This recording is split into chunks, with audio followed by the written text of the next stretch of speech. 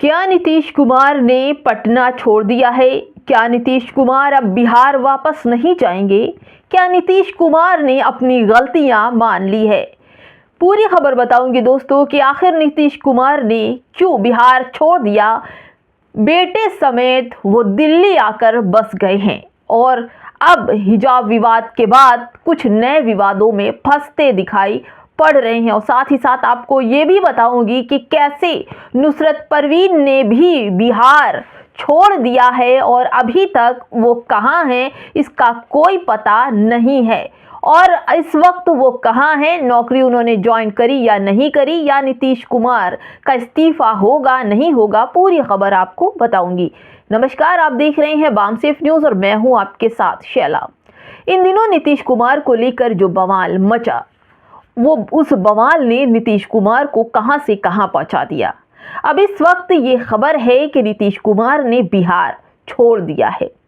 नीतीश कुमार 74 साल के हैं और कहा यह जा रहा है कि नीतीश कुमार ने जिस तरह से डॉक्टर नुसरत का नकाब खींचा है, किसी बुरे मन से नहीं खींचा था, बल्कि इनके बचाव में बहुत सारे नेता आए थे, कह भी रहे थे कि नीतीश कुमार तो पिता तुल्य हैं, उनका मानसिक संतुलन भी थोड़ा बिगड़ा हुआ है। इन सब से नीतीश कुमार को बचाने के लिए बहुत सारी बातें चल रही थी। लेकिन अब एक ऐसी खबर जिसने एक बार फिर से सबके कान खड़े कर दिए हैं।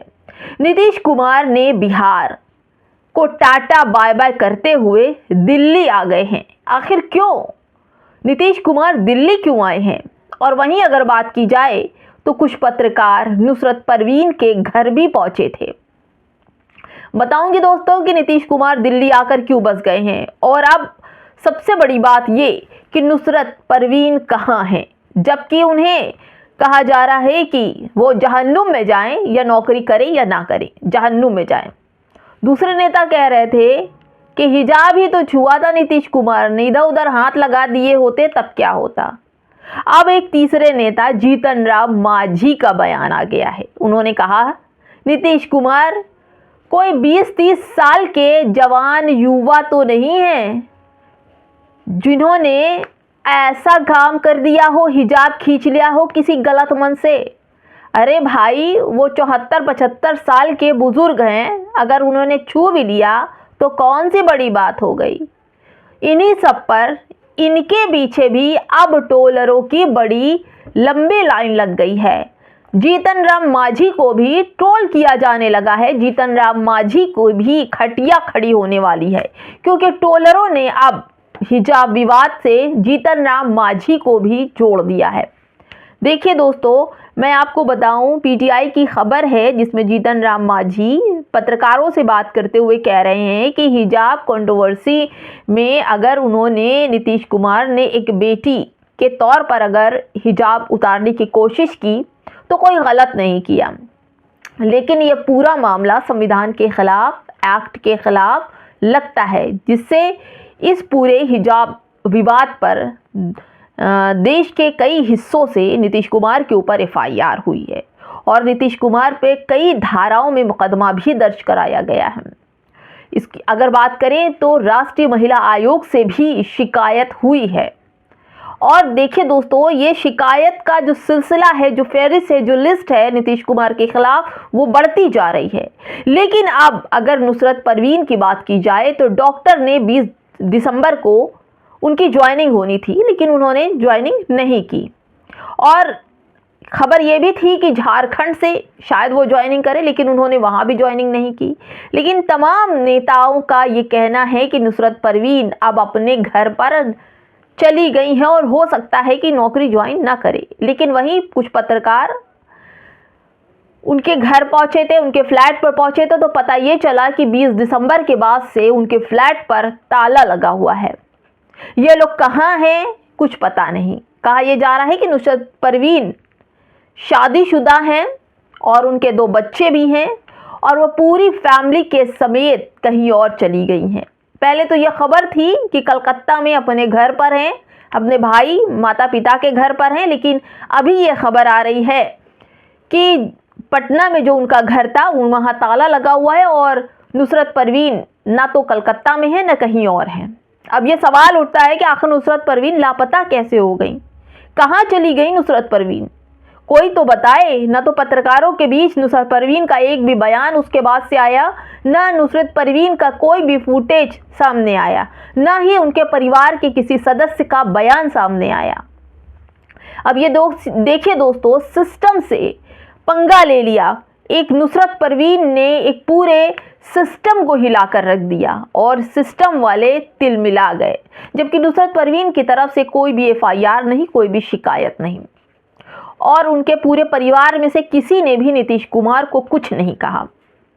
लेकिन नुसरत परवीन के साथ खड़े होने वालों की संख्या बड़ी है, चाहे वो हिजाब वाले लोग हों, दाढ़ी टोपी वाले लोग हों, तिलक वाले हों, साड़ी सिंदूर बिंदी वाले हों, सभी नुसरत परवीन के इस पूरे सभा में नकाब खींचने पर कड़ी आलोचना की। हर जगह से एफआईआर हुई है। लेकिन अब सवाल ये होता है कि नीतीश कुमार एफआईआर के डर से दिल्ली पहुंच गए हैं और ये खबर आ रही है कि वो नरेंद्र मोदी से मुलाकात करेंगे, साथ ही साथ अमित शाह से भी मुलाकात करेंगे और एक बड़ी मीटिंग करने वाले हैं। और तो और दोस्तों, नीतीश कुमार अपने बेटे के साथ ही दिल्ली में हैं, प्रस्थान उन्होंने कर लिया, दिल्ली में हैं, वो दिल्ली में रहेंगे अभी। और ये नहीं पता कि वो बिहार कब जाएंगे, लेकिन उन्होंने बिहार फिलहाल अभी छोड़ दिया है और वो दिल्ली में शिफ्ट हैं। फिर दोस्तों, ये भी सवाल है कि क्या नीतीश कुमार एफआईआर के डर से दिल्ली में हैं या फिर नरेंद्र मोदी और अमित शाह से कोई गहरी बात करने के लिए गए हैं। आखिर क्या होने वाला है बिहार में, क्या होगा बिहार में, क्योंकि हिजाब का जो विवाद है वो थमने का नाम नहीं ले रहा है। ये विवाद जो है एक आग की तरह पूरे बिहार से लेकर देश के कोने कोने तक पहुंच रहा है। लोग महिलाओं के सम्मान में, नुसरत परवीन के सम्मान में जगह जगह प्रदर्शन कर रहे हैं, आंदोलन कर रहे हैं और नीतीश कुमार के खिलाफ पुतला फूंक रहे हैं। और ऐसे में नीतीश कुमार की पार्टी के लोग, जिनमें से आज पहली बार जीतन राम मांझी का एनडीए वालों में से पहली बार बयान आया है, उससे पहले गिरिराज सिंह का, संजय निषाद का और तमाम जो नेता हैं नीतीश कुमार के, उनके आए थे, लेकिन आज पहली बार जीतन राम मांझी का बयान आया। और तब आया बयान जब जीतन राम मांझी का एक फुटेज वायरल हो रहा था, जिसमें उन्होंने ये कहा था कि हम लोग तो हार रहे थे लेकिन कुछ दे लेकर के जीता गया। उसके बाद से जीतन राम मांझी का ये बयान आ गया। तो दोस्तों सोचिए, राजनीति कैसे उलझ रही है। राजनीति का जो पैतरा है, जो दायरा है, वो अब बड़ा हो रहा है। और उसके साथ ही साथ नीतीश कुमार ने बिहार छोड़ दिया। जीतने के बाद पहली बार ऐसा है कि नीतीश कुमार दिल्ली पहुंच गए हैं, नरेंद्र मोदी से मुलाकात करेंगे, शाह से मुलाकात करेंगे। और उसके बाद देखा जाएगा कि नरेंद्र मोदी और अमित शाह क्या इस पूरे मामले पर मीटिंग में कहते हैं। और साथ ही साथ आपको ये बताऊं कि नीतीश कुमार बीमार हैं और ऑपरेशन भी उनका कुछ दिन पहले हुआ था और अब उसी के चलते भी वहां पर आए हैं। और साथ ही साथ हिजाब वाला जो मसला है वो दोस्तों बढ़ता ही जा रहा है और नीतीश कुमार के खिलाफ लोग आंदोलन कर रहे हैं, मैदान में उतर चुके हैं। अब आपके ऊपर छोड़ती हूँ और आपसे ये पूछती हूँ कि एक अगर गली का गुंडा, टुच्चा महिलाओं पर छीटाकसी करता है, उनसे बातें करता है, उनको छेड़ता है, उनके दुपट्टे, उनके पर्स या उनको देखकर गलत इशारे करता है, तो उस पर कई धाराएं होती हैं। लेकिन अभी नीतीश कुमार जी के ऊपर, जो एक प्रांत के सीएम हैं, कई करोड़ जनता उनके संपर्क में है, उनको जिताया है, और अब ऐसे काम सामने आने के बाद नीतीश कुमार की जिस तरह से थू-थू हो रही है और उनके खिलाफ देश भर से एफआईआर हो रही है, तो क्या नीतीश कुमार इस्तीफा देंगे या जेल जाएंगे इस एफआईआर के बाद? कमेंट बॉक्स में हमें ज़रूर बताइएगा कि आखिर क्या होगा। नमस्कार।